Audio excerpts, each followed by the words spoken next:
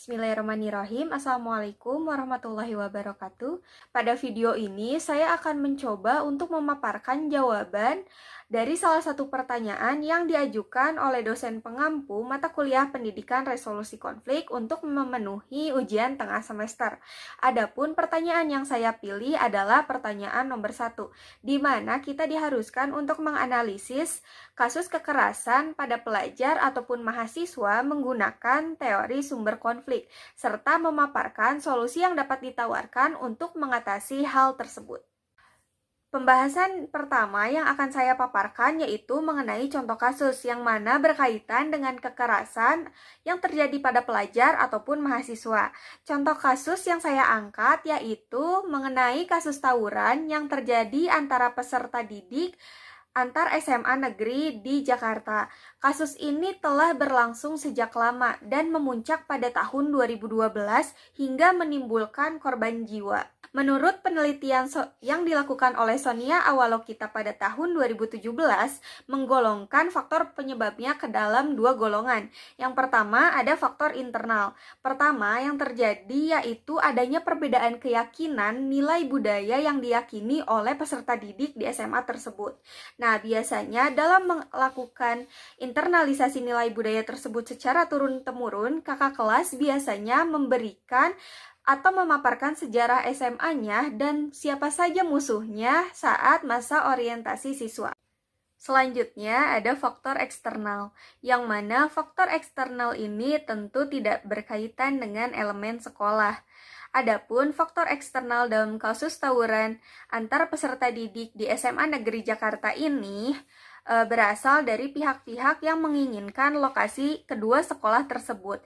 Selanjutnya masuk pada poin pembahasan yang kedua, yaitu mengenai analisis sumber konflik yang mana menggunakan teori sumber konflik yang terjadi pada kalangan pelajar yang didasarkan pada contoh kasus yang telah dipaparkan pada pembahasan sebelumnya. Teori yang pertama adalah social learning theory, yang mana dikembangkan oleh Bandura dan Welters, yang mana mereka mengungkapkan bahwa social learning theory menganggap bahwa perilaku atau kasus tawuran ini terjadi karena adanya hasil mencontoh terhadap seorang modeling atau seseorang yang mereka jadikan panutan.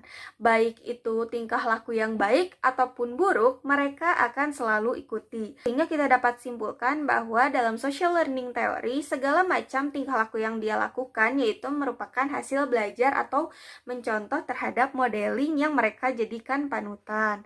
Nah, dalam kasus tawuran yang telah dipaparkan sebelumnya, tentu dapat dianalisis menggunakan teori ini.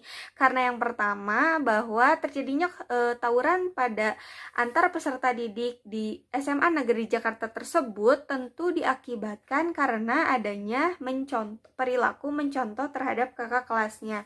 Karena pada masa orientasi biasanya mereka melakukan sebuah tindak kekerasan terhadap peserta didik baru, ataupun mereka menceritakan bagaimana sejarah sekolahnya serta memaparkan siapa saja musuh sekolahnya, sehingga mereka akan mencontoh dan belajar serta mengikuti apa yang dilakukan atau apa tradisi serta nilai yang telah diyakini oleh kakak kelasnya. Selanjutnya ada pembahasan yang ketiga, yaitu pembahasan yang terakhir, yang mana mengenai solusi yang dapat ditawarkan atau diajukan untuk mengatasi kekerasan yang terjadi di kalangan pelajar ataupun mahasiswa, khususnya pada kasus tawuran ini.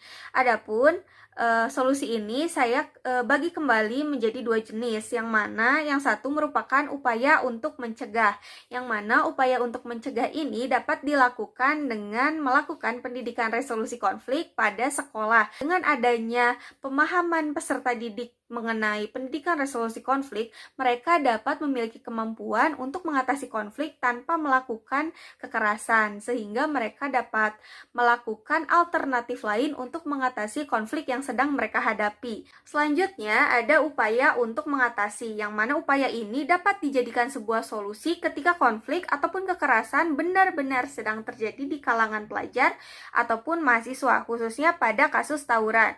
Ada dua pendekatan yang dapat digunakan. Pertama, pendekatan humanistik, yang mana menganggap bahwa peserta didik yang melakukan kesalahan tidak dapat diberikan hukuman. Nah, biasanya Teguran ini dapat disampaikan melalui pemberian tugas yang mana dapat meningkatkan kepekaan sosialnya terhadap lingkungan sekitar atau orang-orang sekitar. Sehingga secara tidak langsung peserta didik akan memiliki pemahaman bahwa mereka perlu melakukan hal-hal yang bermanfaat. Adapun pendekatan yang kedua yaitu pendekatan behavior yang mana menganggap bahwa peserta didik yang melakukan sebuah kesalahan tentu dapat dikenai hukuman.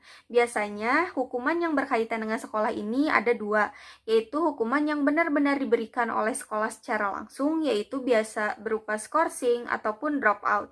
Dan yang kedua yaitu ketika kasus tersebut sudah berkaitan dengan sebuah tindakan kriminal, biasanya peserta didik akan diserahkan kepada pihak yang berwajib untuk diproses dan diberikan hukuman. Sekian jawaban yang dapat saya paparkan mengenai salah satu pertanyaan yang diajukan untuk ujian tengah semester kali ini.